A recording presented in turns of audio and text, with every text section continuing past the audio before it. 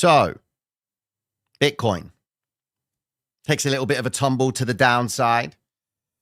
Trump decides to wake up and say, you know what, Tino, just after you put your projections, I just want to let everybody know that this 100% tariff story with China, we're not really going to do it. I don't know what to say to you. This is the problem we've got with this marketplace, guys. It's you are waiting for the Trump indicator. That's what you're waiting on, okay? Now, jokes aside, guys, it is good news regards to Trump and the China story, and he did just say that we do need to make a fair deal with China, okay? So, like clockwork, Trump playbook says, we scare people, we then bring them back to the normality and just make them feel like everything's all good, and then we probably do it again. Only just recently, the idea of the Israel and the Hamas war is going to flourish even more. So all of that peace talk story, it's going to go in the bin. But we're going to be talking about something very important, which is a trigger. Yes, priest.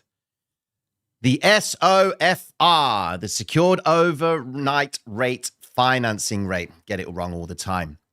But why is that important? Well, it effectively means that there is a spread. All right, the chart on the thumbnail is just showing you that we've seen a spike in that. And when there is a spike, there's a problem. It means there's a problem with liquidity. So, Jerome Powell, what does that mean? Well, it means you don't really need to be waiting for data anymore because your labor market and your CPI data is not the data that you need to pay attention to. You need to pay attention to how much money is accessible for banks. And if banks don't have any money, what does that mean? The printer goes what? You get the idea, ladies and gentlemen. So let's break it all down and help you understand exactly what the flavor is today. It is Friday. It's a tricky day to say the least, but hopefully we don't have the same day as we did last Friday. I mean, it all depends on how the relationship goes with Zelensky and Trump. So let's break it all down, guys. Here we go.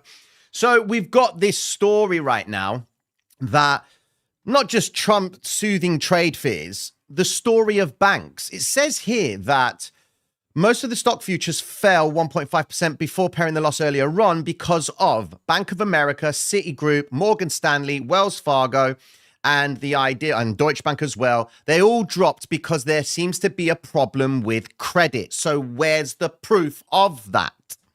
Let's just draw your attention to this. Crypto bulls smell blood. It says the SOFR and the RRP spread hints QT pivot.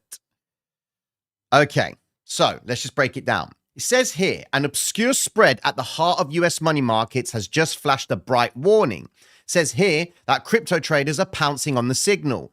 The logic is that the secured overnight refinancing rate printed 4.29% on Wednesday, while the Federal Reserve's overnight reverse repo award rate sat at 4%. When there is a spread, there's a problem. What does it mean? It means that liquidity is becoming difficult to obtain. Chart that we're making reference to is this one right here, secured overnight financing rate, okay? In a nutshell, what we've got to understand is this. When this goes up, this is when the Fed needs to act, okay? Now, when the Fed acts on this, because the spread is 29 basis points, that's quite a bit of a spread. It means that the Fed's now looking left and right saying, right, we need to do something about this. We've held interest rates high for too long. It's now starting to impact the marketplace. We've even had talks of the idea that there could be a potential housing crisis and everyone's waiting to buy given that interest rates are looking to get cut. But the SOFR is effectively giving us clue that this could be something that is beneficial for Bitcoin, because if there is a spread in liquidity, it means liquidity is scarce. So what do they need to do? They need to pump it back in. Welcome to the end of quantitative tightening and welcome to easing. That's exactly what we're heading into. We're already in the easing cycle because they've cut the rates. Okay? Now, another factor to it. Priest, check this out. Treasury general account balance. This going up means they are sucking up liquidity. Sucking it up. That's a problem. Because if the Fed's like, well, where's the liquidity going? Let's start printing just to ease the balance. So when the Treasury general account balance starts to go up, it means that there is liquidity scarcity coming into play.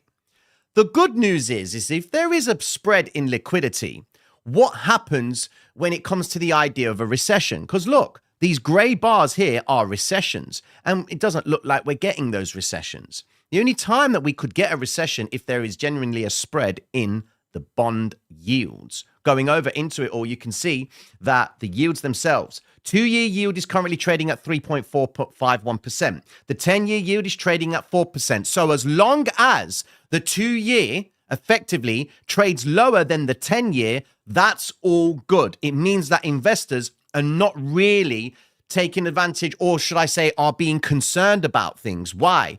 Because if investors think that the long term is looking bad, it means that the 2-year yield will be trading higher than the 10-year yield, which means you earn more money holding a shorter term dated security.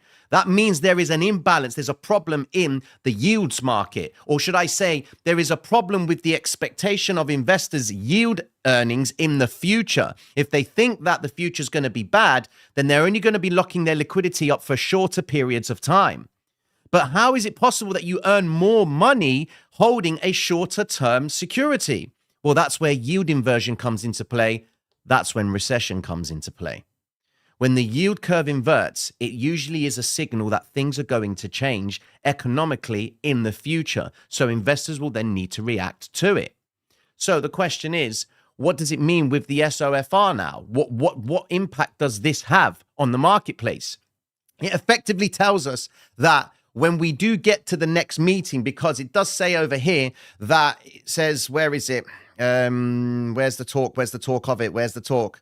It said that they were going into a talk about it. The talk, I forgot. Where is it? Is it because I've got it zoomed in? It says that they're going to be talking about the idea of QT coming to an end. They will announce it. The second they announce it, that means injection of liquidity is going to come in. That's where, in principle, Bitcoin should be going up. Okay? Other assets going up. Gold. That's why gold's going to keep on going up. It's a win-win for gold. Now, let's just draw our attention over to this. Coinbase Premium Index. I'm just addressing a couple of questions that came into the live stream just a second ago. You've effectively got the Coinbase Premium Index still trading positive. Buy when it's red. It's not red yet. Okay? That only means that we could only anticipate that cryptocurrency is more than likely going to start rolling over still. It can still roll over because we haven't had the declaration from the Federal Reserve to say that we are ending QT. They need to announce it. And we are now going into a easing policy. All right. Gold is already factoring that bad boy in because they've already cut the rate. So we go over to gold and you can see gold has still made its move to the upside and they are now making retraces. So look, I've seen this happen a lot right now, but a lot of people are trying to short gold from a technical perspective.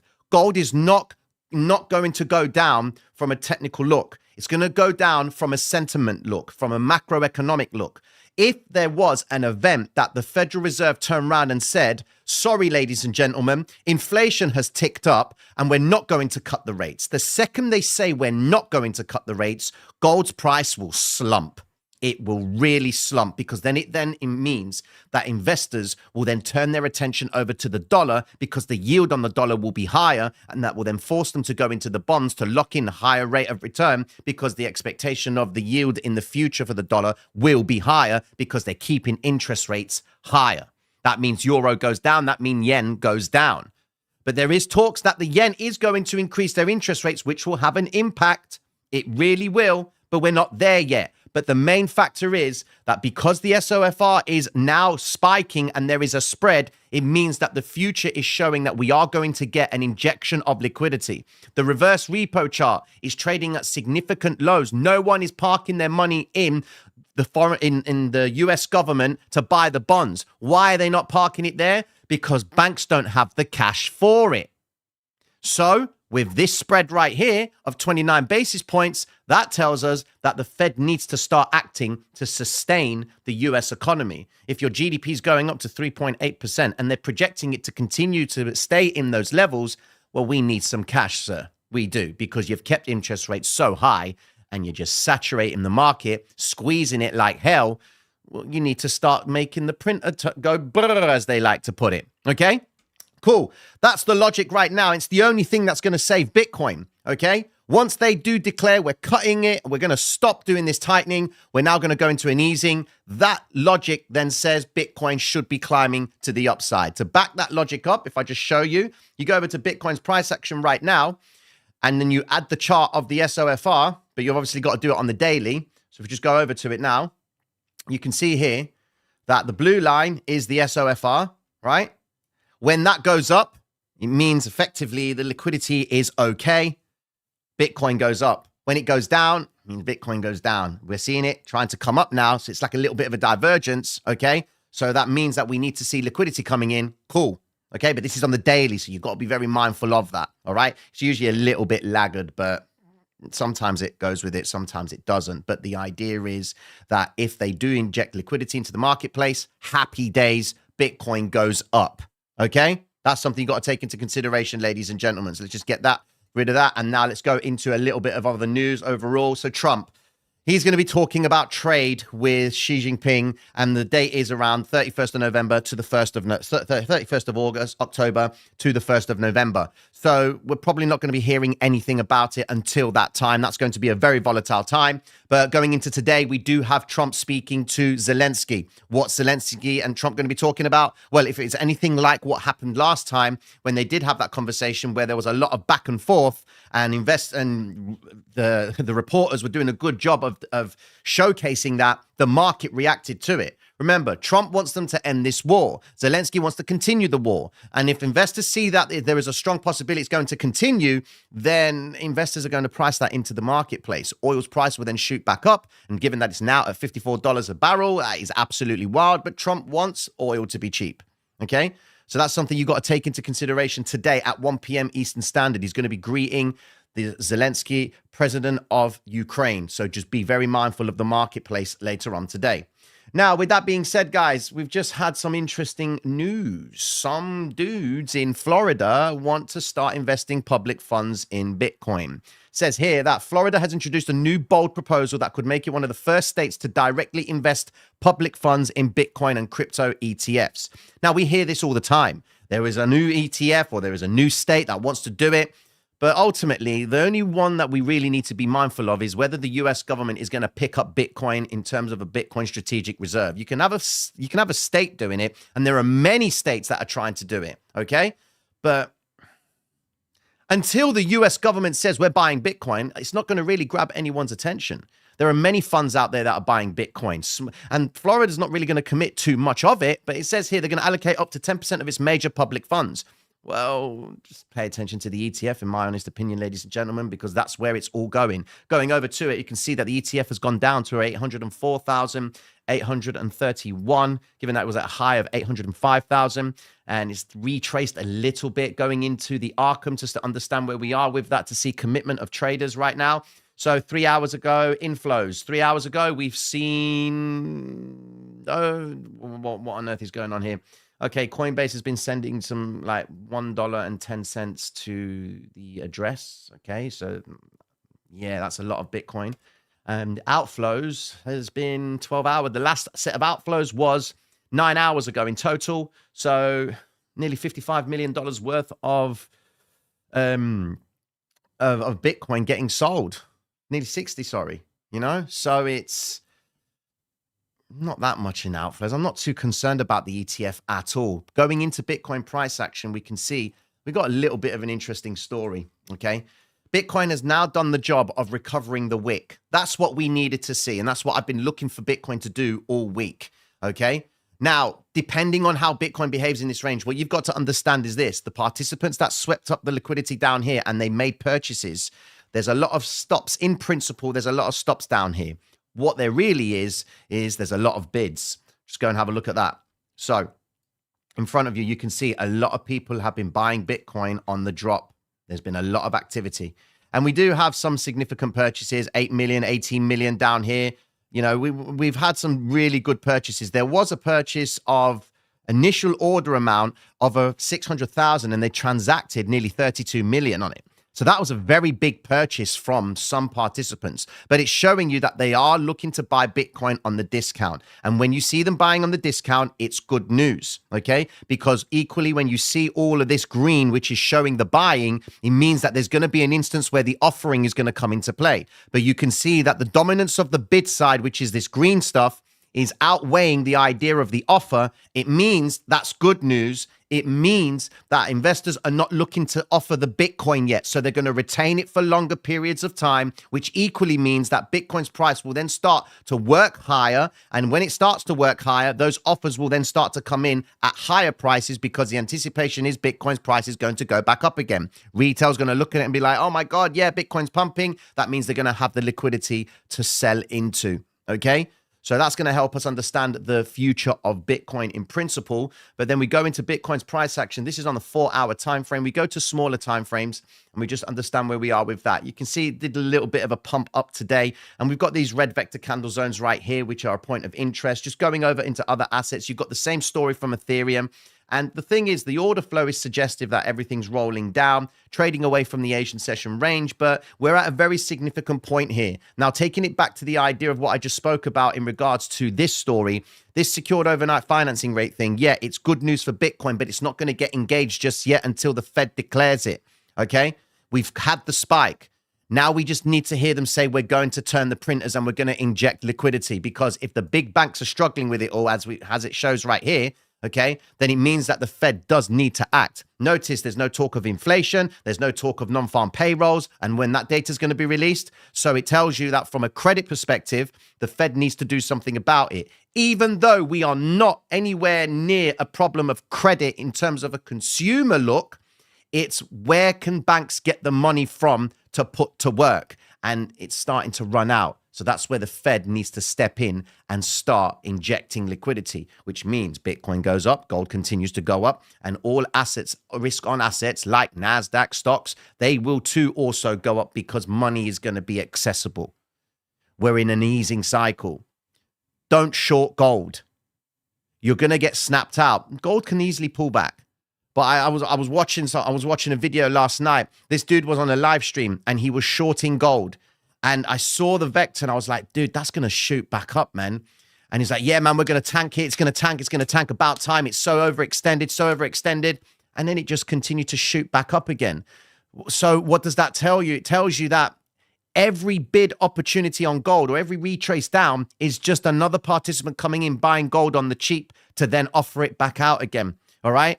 There is no reason to short gold unless there is a freak event that is associated with interest rates. Because right now you've got pending wars. Hamas in Israel, Ukraine and Russia continued, okay? So investors are going to be investing in gold geopolitically. Then you've got the idea of interest rates being cut. And now this story with the secured overnight refinancing rate. It means that liquidity is going to be accessible to go into gold, to go into Bitcoin, okay? Gold traders, you need to look at gold from a sentiment point of view, okay? Just keep that in mind. If gold were, and I'll be straight with you, okay? If gold were to retrace even all the way down towards yesterday's close, even 4,002, even to hold out, right, on this last consolidation area, okay? If you can exploit that, fine. But they're buying opportunities, in my opinion, because gold's not done because we're not done with the path of interest rates, okay? Remember, the more they speculate about whether we're going to get a big cut or a small cut, fundamentally, we're getting a cut. It's forcing investors out of dollar yield to go into gold, okay? What's the point in holding dollars if you're going to be losing the yield? What's the point in investing in the US bond market if the yields are going to be lower? Yeah? That's where we are right now with gold, ladies and gentlemen. Okay, cool. Questions, anyone? Questions? Tino, how to scalp gold in a move like this? Yeah, so pretty much explained it.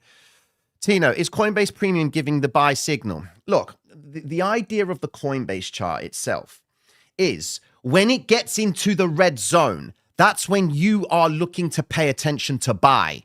Okay, the next thing you're looking for is the spikes. When there is an extreme in the Coinbase Premium Index, it gives you another understanding of what would make people buy Bitcoin. And this chart is looked at, in my opinion, the wrong way, because people look at it as Coinbase Premium Index is how many US investors are going in to buy Bitcoin. How easy is it to look at this and be like, right, I'm going to buy it because it's green? Well, you buy when it's red because that's when Bitcoin's price is low. Yeah? Because people are selling it. So you go in and buy it. And then when it goes up, people don't trust it. And then they end up buying on these peaks of these green lines here.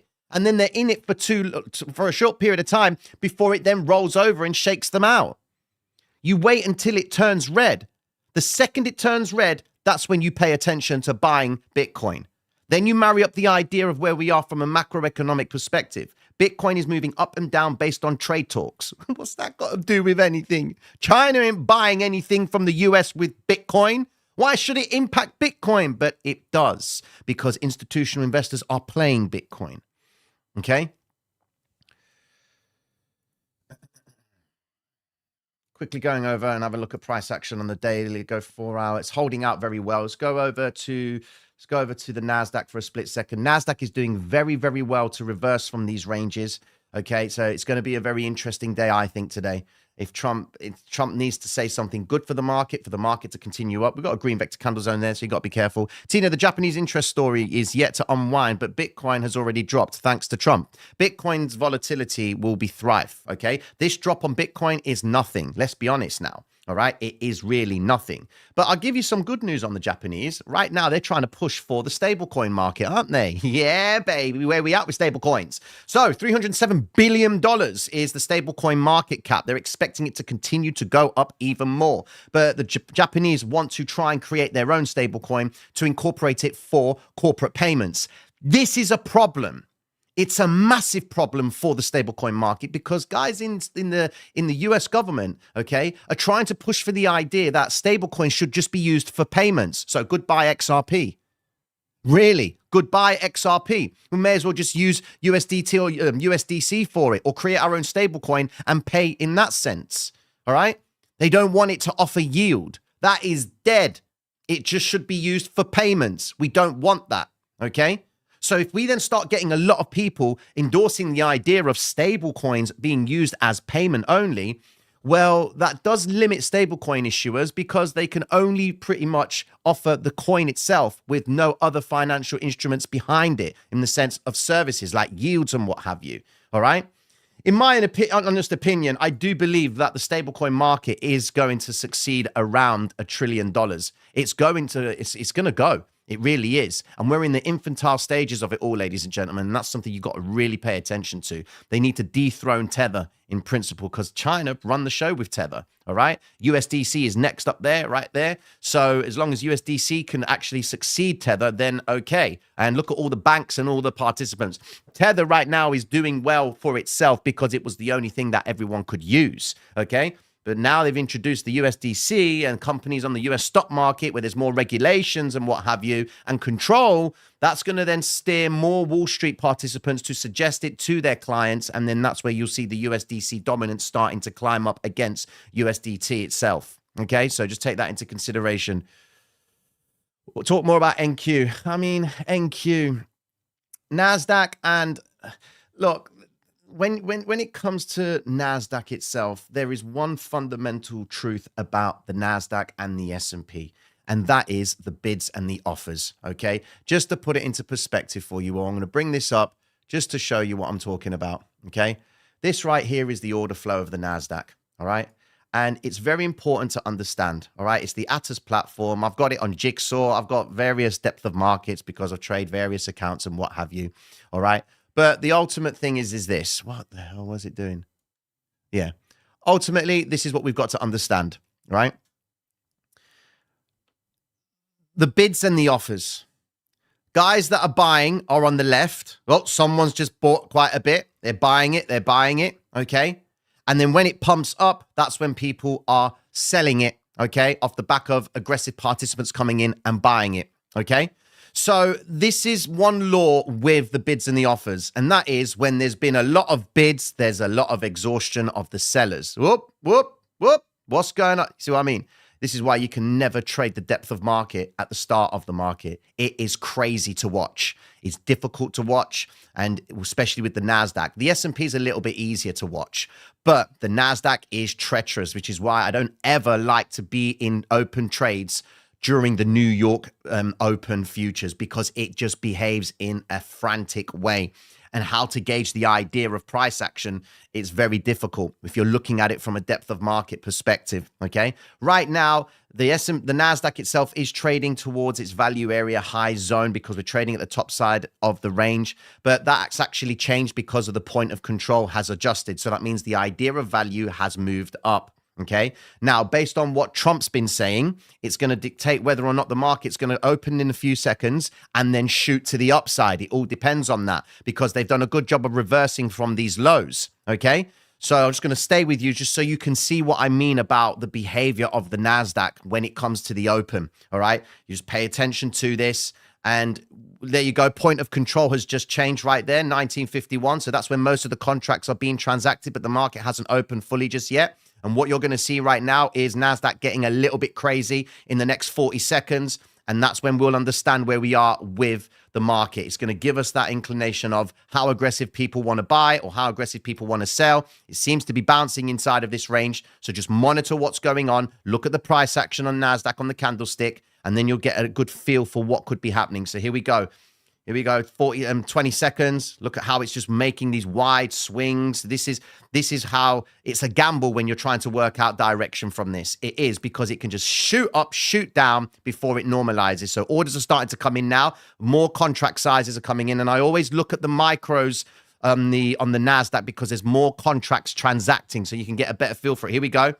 Here it is. How do you trade that? How do you trade that? You can't. You know, point of control's just changed again. So here we go. NASDAQ is going up. This is why I've been playing options lately, because it's easier for me to just monitor the way the bigger picture is moving. But looking at it from a depth of market perspective, each tick for me could be about $50 to $100. You can appreciate in 3 seconds, you could be down $2,000. In 3 seconds, you could be up $2,000. Okay, so it's easier on the trading soul. But here we go. Let's just see how the market reacts. It's just open now. The mood data has come in. Okay. And it's giving us any buy side. US Trump, we have to have a fair trade deal with China. He's already said that. We have to have a fair deal with China. So it looks like he's going to try and stall out the idea of trade tensions. But the market, there you go, it's starting to work its way down. I would expect it to try and pump up a little bit more off the back of that idea of trade. But you can see, look, it's just absolutely wild. How do you scalp that?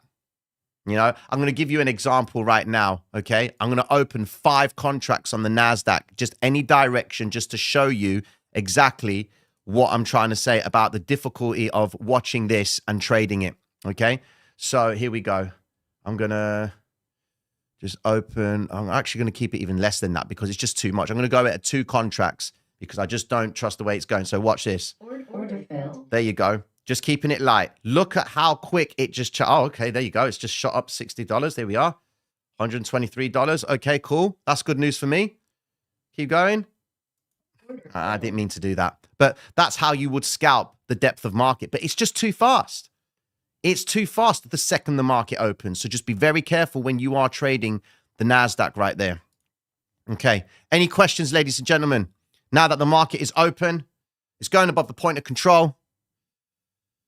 Constantino Pistu, I love when you say my whole name, you know. How do you read when offers absorb volume but price holds strength or silent distribution? The areas of where price is, okay?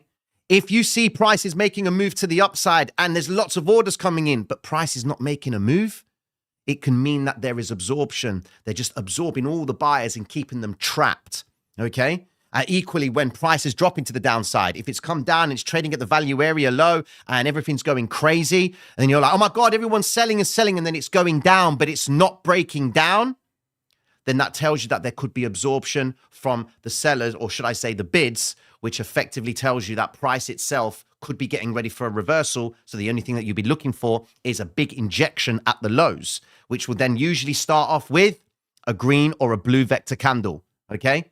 So that's something you got to take into consideration when you are looking at trading the ranges. Right now, we're trading at the point of control on the NASDAQ. So we're at nominal value. So there's a fair value right now. Everyone is in agreement that we're happy to transact in this range. I'm not talking about fair value gaps. I'm talking about the logic of value in terms of auction theory, that there is value right now in agreement with price at this point.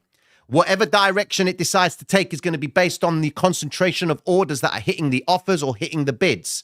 And that's going to be dictated by the aggressive nature of offers or bids, which is shown as vector candles. If they favor higher prices, you're going to see a green vector candle coming into play. If they favor lower prices, they're going to be looking at a red vector candle coming into play, which is effectively sellers coming into the market, hitting the bid. So the guys are buying. Then you'll be anticipating what? That when price reverses, it's going to recover that red vector candle, which means there's going to be a change, which tells you that if you see blue and green vector candles appearing at the lows, ideally on smaller time frames, it's these guys trying to push price up to the upside, okay, and reverse the whole move, which is when I say, by the law of the bids and the offers, when NASDAQ has been dropping aggressively, that the bids have been getting hit and smacked, there's going to be an instance when they're going to want to offer out, which is why NASDAQ always reverses. It always does, okay? So I'm just paying attention to this move right now, paying close attention to it. And this is why I trade NASDAQ. Bitcoin is too slow for me, very slow. And Bitcoin, in my opinion, is great for swing traders. Like this is crazy right now what NASDAQ is doing. Got to wait and see how it's going to be. See that? 151 on the offer side. So that tells me that there is aggression right now. 28 on the book. Goes up and it shoots back down, grabs the bids. Oh, if there's a dude up there that wants to sell 150 contracts, well, I got to come down a little bit, buy a little bit to sell into him. That's where the bids and the offers come in. And when you've got that exhaustion of that, then that's where you're able to find the lows and find the highs. You'll never find the low indefinitely. You'll never find it. Or the highs, it's difficult to pinpoint it. Some guys can actually do it, okay? But as a rule of thumb, don't aim to try and find the high and the low. Aim to understand when the direction or the intention of orders looks like it's starting to change, okay? Your goal is to react, not to predict, to react, okay? Does that make sense? Tino, if bids hold but delta stays negative, what's that telling you? Stealth absorption or buyer exhaustion? Stealth absorption. It's absorption. If the and you've got to look at what the minimum delta was and the positive maximum delta was, because I mean, I'm going to be going into some big thing right now, which can throw everybody off, but we've got ourselves a nice little flavor. If this works out and NASDAQ continues higher, we could be going into value area high because it's changed. Here we go. Look, the book is empty up there. So logic says that we would need to see NASDAQ try and claim that range. We would want to see it. I've already got options open on this, but I am going to be closing them very soon. These are my options positions right now. These ones right here, but I'm probably going to close them off very soon if NASDAQ does decide to roll over. It's only keeping it very light. There you go. See how it comes back down again. So I've got to wait and see how NASDAQ behaves with that, because they could easily come back down to the green vector candle. But looking at the way the order book is, there's not that much resistance coming into play on the order flow, as in like big volume profiles. If you look at the volume profile, there's not that much stopping it. So that will make me more inclined to hold on to the options to assume that they could actually continue back up. So put that right there just to understand where we are with it. I don't even know if you can see that. Yeah, you can. Okay, cool. So these are just options that I opened earlier on. It's just, I'm only playing a light positions on the options. I'm not putting down the risk because I just don't trust what's going on in the market. I may need to just close it because then I could just give profits away. But as long as it keeps on sustaining itself to climb higher, then that means that I'm going into the idea of further points on the options mark. I'm just paying close attention to this. They keep marking up. They're bidding lower to come back up. Just got to be careful here. I need to see NASDAQ pop. It needs to break the daily open with conviction. It needs to break it with conviction. The bids come down, they offer out. There you go. You see those? You see the green things? Those are momentum tails, right? And what that tells me is for every move down, there's a burp to the upside. It shows you that there's intention, there's pressure to mark up and keep marking up until they're done. Now we're going into no resistance. Look, see that? That there is a bit of a problem for me. A spike up, trigger, pull back. So that means there's an imbalance up there somewhere. But when I focus on see, look, 1,800 contracts there. No, 1,188 contracts. So that is just an anomaly for all this volume profile here. So here we go, top of the range now. Top of the range, keep going, Asian session high. Can we do it? You know what? I need to wait and see what time is it. Shit. Come on. I know you're not done, NASDAQ. Come on. I know you're not done. One more hit to the upside. One more hit to the upside. Because they can easily wick out from here.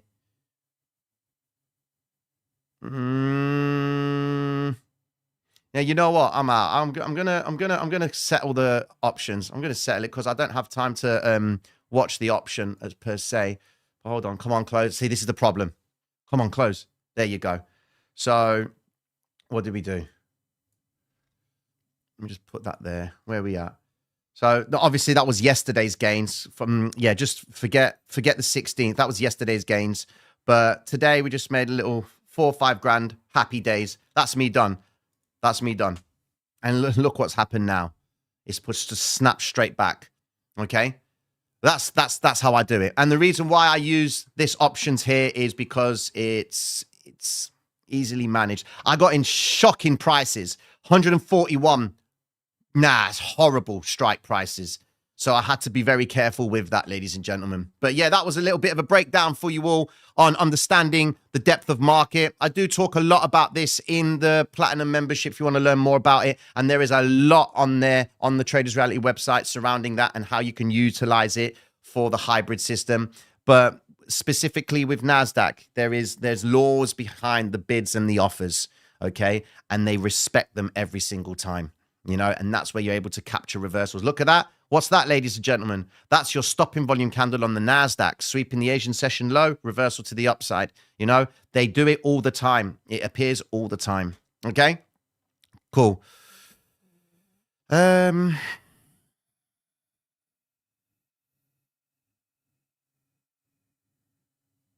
you're gambling. I am clearly not gambling, bro. Nah, this is not gambling. This is not gambling. When you're... Nah, this is not gambling. Anyways, never mind.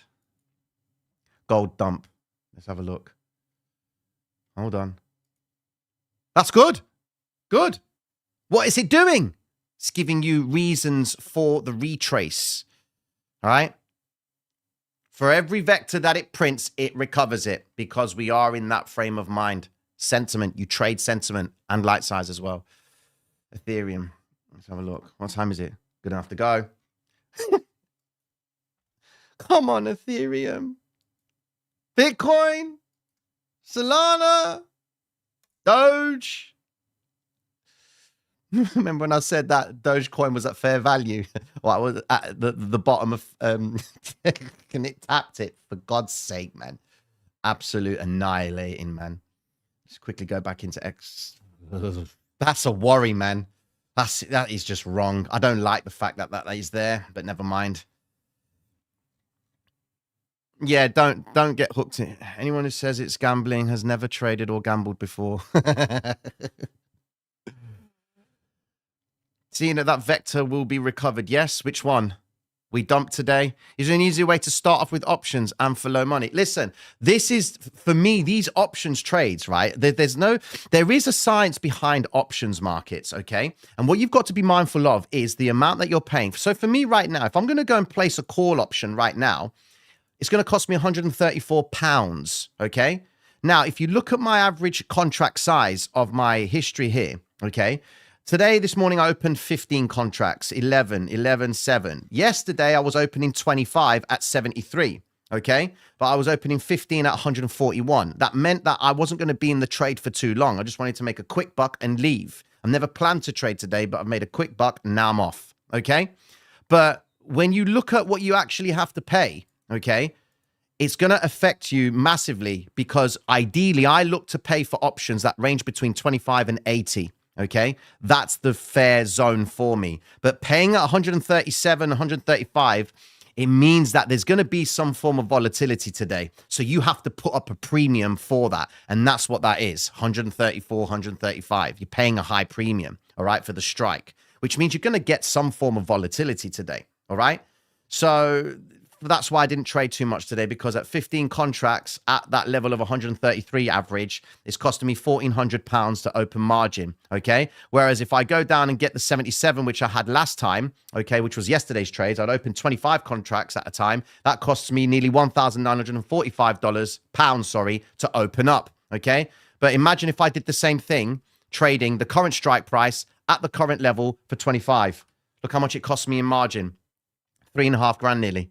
3,300, and I open about 10, 15 positions. So that's 30 grand margin straight away, you know? But that's why you've got to pick your spots and understand where you are purely off the principle of the vector candles. Because the vector candles is the way I trade the options markets, because I say that there's going to be a period of time. I've got 8 hours to understand if price is going to go back into that point, okay? I put up the risk, and the good thing with options is this: you know how much you're risking. If I put 20K margin up, I know that at the end of the day, if nothing happens and price doesn't go in my favor, I lose 20K. So I'm already in acceptance of losing 20,000 from the second the trade is open. But when you open a trade on the futures markets, that's when it gets a little bit tricky, because you then put up the margin, but then it can eat into your balance, and you hold on to the trade, and you're like, oh shit, I don't like this, and what have you, okay? And then you end up holding and holding, and you end up losing, and then you blow your account. With options trades, you're stuck with a certain amount of liquidity that you understand to be correct, and you are happy to risk from the second you open the trade, okay? That's where it is.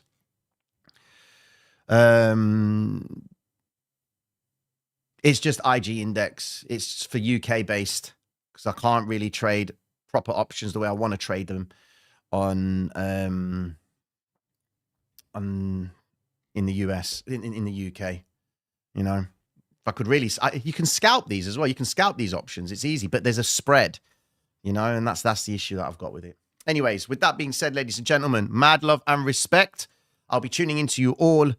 If today ends up being a horrible day in the market, I will be going live later on tonight, but hopefully that's not the case. But other than that, mad love and respect. Check the TV, and I'll be tuning into you all on Monday. Take care of yourselves, gang. Mad love. Peace.